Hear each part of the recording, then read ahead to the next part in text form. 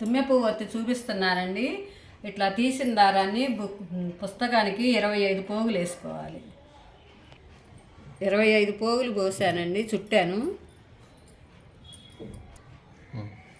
ఇలా తీయాలండి. ఇంకోటి చిన్నది 5, దానికన్నా చిన్నది 5 పోగులు పోసుకోవాలండి. ఇలా 5 పోగులు చిన్నది వస్తుందండి. ఇలా తుంపుకోవాలండి. మనకు కావాల్సిన సైజులో తుంపుకోవాలి. ఒక మొక్క తుంపాలి. 5 పోగులతో ఒక మొక్క తుంపాలి. అది కూడా ఇలా చుట్టుకోవాలి. అది ఇది కలిపి ఇలా పట్టుకొని కొంచెం పత్తి తీసుకొని నలుపుకోవాలండి.